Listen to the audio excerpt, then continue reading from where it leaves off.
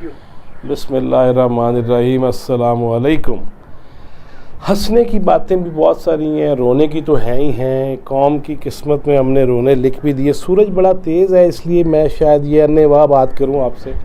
اور جس طرح انواع سیاست بھی دیکھ رہے ہیں، معاملات بھی دیکھ رہے ہیں، وعدے بھی دیکھ رہے ہیں، نعرے بھی دیکھ رہے ہیں، یو ٹرن بھی دیکھ رہے ہیں،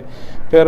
سینٹ کے الیکشن میں بلا مقابلہ سینیٹرز بنتے بھی دیکھ رہے ہیں۔ برملا 35 کروڑ میں کسی نے لے لیا، اتنے کروڑ میں کسی نے ٹکٹ لے لی، وہ بھی سنے جا رہے ہیں۔ پھر اپنی اپنی جماعتوں کے اندر جو، اور خاص طور پہ پی ٹی آئی کی بات کریں تو اب سندھ کا ایسا گروپ جو ہے، اس نے اگر گورنر ہاؤس سندھ کے سامنے آ کے کوئی اپنا لگا لی ہے، کوٹھی بنا لی ہے اور وہاں پہ بیٹھ گئے ہیں ان کے ناراض اراکین، تو ان کے دعوے تو یار جو ہیں یا الزام ہیں ان پہ جواب تو شوکاز کیا ہوتا ہے۔ یہ کہا جاتا ہے کہ تحریک انصاف میں آپ نے اگر اتنی بڑی غلطی کی، کرپشن کی، کسی بھی جماعتی دستور سے، منشور سے، نظریات سے ہٹ کے کوئی حرکت کی ہے تو بھائی صاحب ادھر آئیں، تشریف لائیں، رہنمائی فرمائیں کون کر رہا ہے، بجائے شو کاز نوٹس کر دینا۔ خان صاحب یہ کیا ہے؟ یہ چیزیں بھی چلتی رہیں گی، اور ہر ایک کا وہ تو کہا کرتے تھے نا کہ وہ بادشاہ ہے، فلانا بادشاہ ہے، فلانا کنگ ہے، وہ کسی کی سنتے نہیں ہیں۔ آپ بھی کسی کی نہیں سن رہے۔ سینٹ الیکشن کا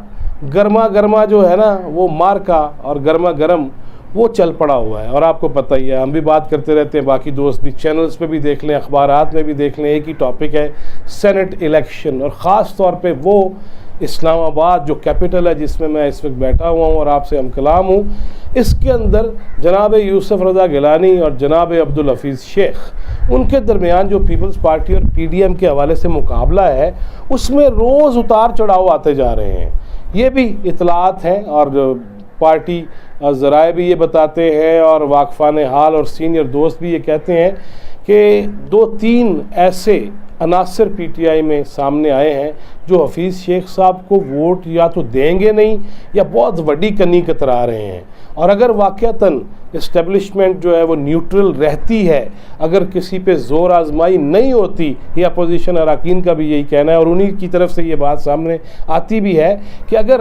واقعتاً نیوٹرل رہتی ہے اسٹیبلشمنٹ، تو پھر پی ٹی آئی کے اندر جو ایسے لوگ جو قدرتاً، جو طبیعتاً، یا جو واقعتاً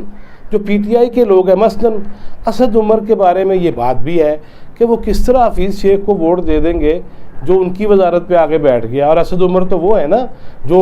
وزیر اعظم عمران خان جب وزیر اعظم نہیں تھے، جب وہ خیالاتی وزیر اعظم تھے، تو تب بھی اسد عمر کو وہ وفاقی وزیر خزانہ ہی بتاتے تھے، اور اپنی ٹیم کے جو بیسک 5 افراد کے جن کے نام لیا کرتے تھے، میرا یہ وزیر ہوگا، میرا یہ وزیر ہوگا، ان کے کام پورے ہیں، ان میں ایک اسد عمر بھی تھے۔ اب ان کی جگہ جناب حفیظ شیخ ہیں۔ حفیظ شیخ کون ہیں؟ وہ جو پہلے بھی گیلانی صاحب کے نیچے ہی رہ چکے ہیں وزیر خزانہ، اور جن کے بارے میں یہ کہا جا رہا ہے کہ جی آج بلاول بھٹو نے بھی کوہاٹ جلسہ میں یہ کہہ دیا کہ اگر حفیظ شیخ کو لانے کا مطلب ہے آئی ایم ایف کو سر پہ بٹھا لینا، اور بلاول نے پھر وہ بھی کہہ دیا کہ ہاں جی حکومتی اراکین ہمارے رابطے میں ہیں۔ پھر جی ڈی اے، پھر جناب پیر پگاڑا، وہ سندھ کی جماعتیں، وہ بھی جناب یوسف رضا گیلانی کو نہ صرف ایک سیاسی تعلق بلکہ رشتہ داریوں کی وجہ سے، مخدوم سید محمود ان کے بہنوئی کون ترین، پھر ان کے ہمزلف، ان کے سمدی، ان کے سالے کی وہ ادھر باوج، اور وہ ایسے کہ جو خاندانی طور پہ تعلق لے کے پیروں والا اور جن کے پیچھے نیاز مند چلتے ہوں وہ والے لوگ ہیں، تو اس میں ان کو وہ ووٹ ملنے کے امکانات بہت ہیں۔ پیر پگاڑا کے حوالے سے بھی یہ چیزیں سامنے، اور پھر اس کے بعد کے پی کے میں، کوہاٹ میں بلاول بھٹو، زرداری کی جماعت پیپلز پارٹی، اس میں سینیٹر شمیم آفریدی، اور پھر ایم پی اے امجد آفریدی کا شامل ہو جانا، اور اس میں ہاتھ ہلائے جانا، بلاول کی تند و تیز تقریر ہونا۔ پھر اس کے ساتھ ہی لاہور کے اندر جو آج مجمع لگا، حمزہ شہباز کی رہائی ہو گئی، مریم نواز استقبال کے لیے پہنچ گئی۔ اب وہ جو 2 بہن بھائی ہیں، جو 2 کزن ہیں، وہ والے کزن نہیں جو یہاں دھرنوں میں ہوتے تھے، عمران خان اینڈ مسٹر قادری، نہیں،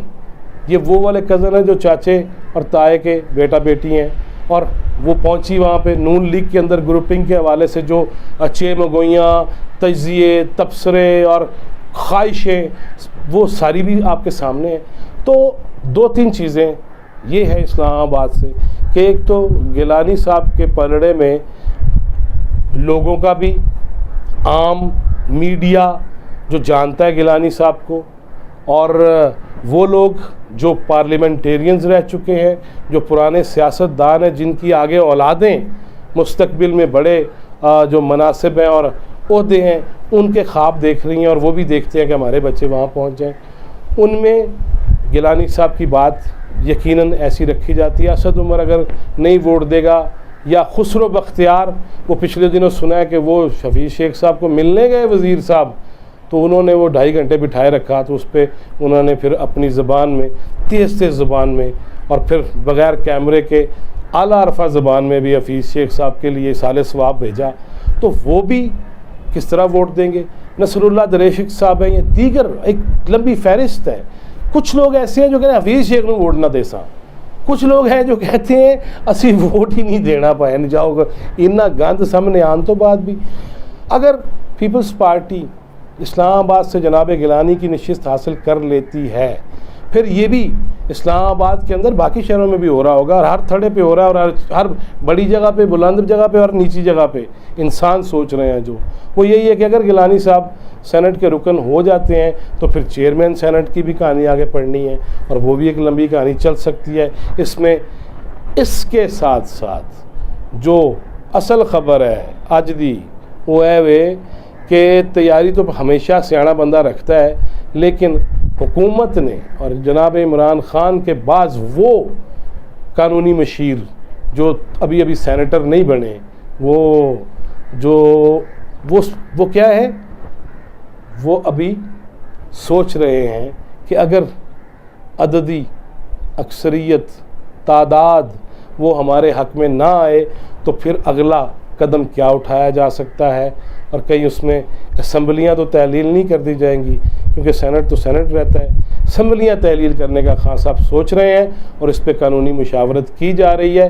تسی بھی نوٹ کر لو، اپنے قانونی مشیران مشورے کرنے شروع کر دیو، لیکن ان وکیلوں کے ساتھ نہیں جڑے چیمبر ٹوٹ جائے تو چیف جسٹس نو پھاڑ لیندے نے. لہذا